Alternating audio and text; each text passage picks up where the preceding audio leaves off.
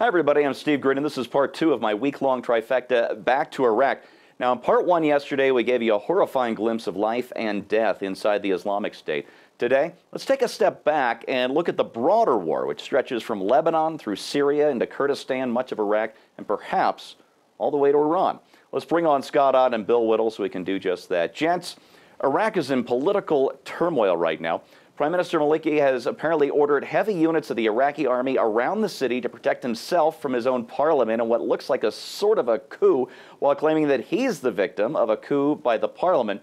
Meanwhile, caliphate units have the city nearly surrounded on all sides. The Iraqi government fiddles while Baghdad prepares to burn.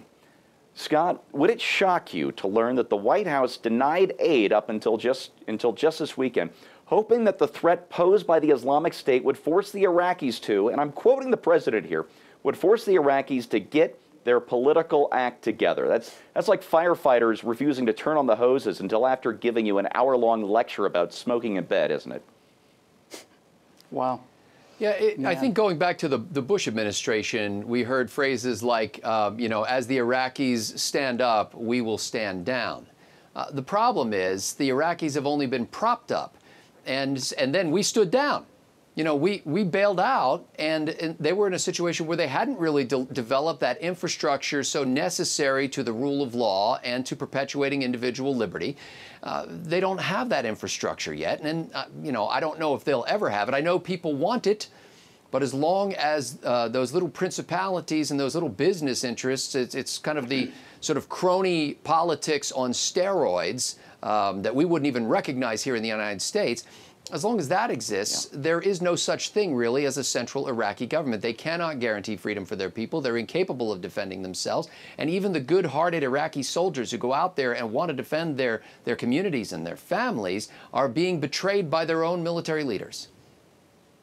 Yeah, you know, I warned back in 2002 that Iraq was going to be a 50-year project, and it ended up only being 11 years. Thanks to Obama, and we wasted 2 or 3 of those thanks to Bush and Rumsfeld and not launching the surge when they should have. All right, let's get back on script here. While we're busy conducting airstrikes in Iraq, which even the Pentagon says won't do any lasting harm to the Islamic State, Caliphate forces have opened a third front in Lebanon. There, Caliphate suicide bombers are trying to stoke a new civil war to weaken Iran's Hezbollah allies and to give the Syrian army a brand new distraction.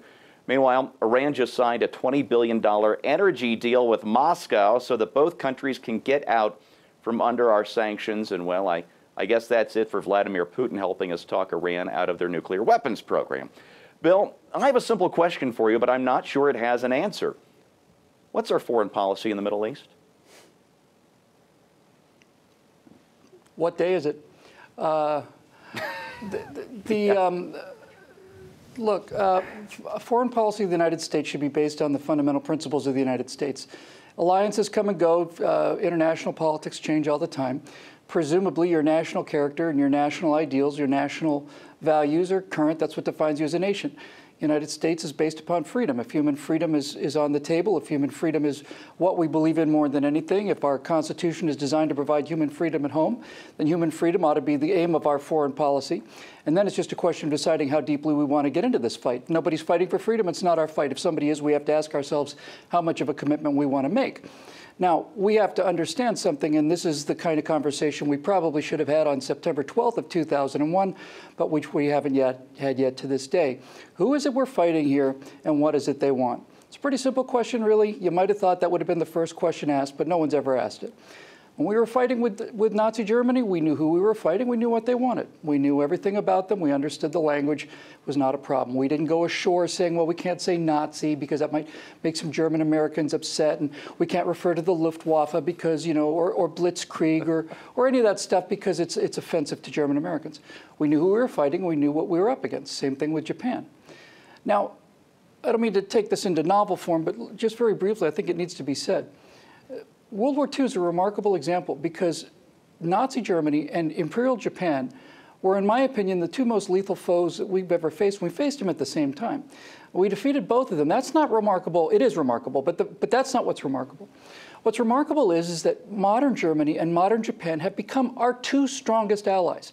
They're our 2 strongest economic partners. They're our 2 strongest political and military allies. How did that happen?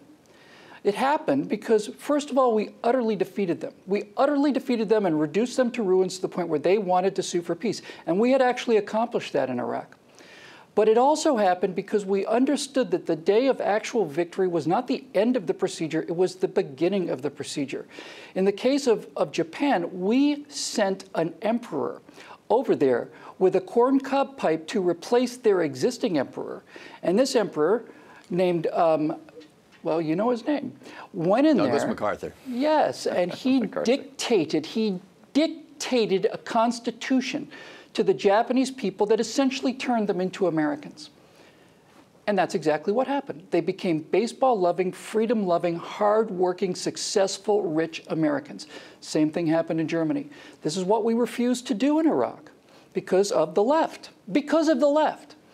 We should have gone into Iraq, dictated a freedom constitution, not the one they had, which recognizes Sharia and the Quran. We should have dictated them a constitution of freedom. We should have made sure that whoever the first president of that country was supported it. And if it didn't, we should have gotten somebody else. Why? Because we can.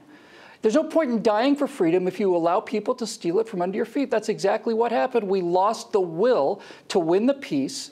After we found the will, as you said, it took us a while to win the war.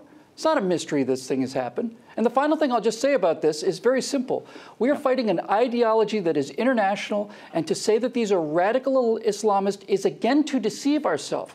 This is what Islam calls for. The Quran is a manual of conquest and slavery. There are 1 billion peaceful Muslims in the world, and we have to find out why they are not fighting us and appeal to that sense in them, because the Quran tells them that they should. If we don't have this discussion, we have no hope at all. And we're going to see them back on our shores, and sooner rather than later. Powerful stuff from Bill and Scott. I love working with these guys. All right, folks, before we get to part 3, I'll leave you with a simple question. Back in January, President Obama said that the Islamic State, these are the people who have taken eastern Syria, western Iraq, they've taken the Mosul Dam, the people who are outflanking us in Lebanon and have their sights set on Mecca, Medina, and the oil fields of Saudi Arabia. President Obama called them the junior varsity. Well, okay then. They're the junior varsity.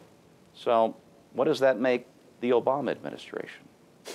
Part 3 is coming up, but that's for members only, so don't forget to subscribe. For Bill Whittle and Scott Ott, I'm Steve Green.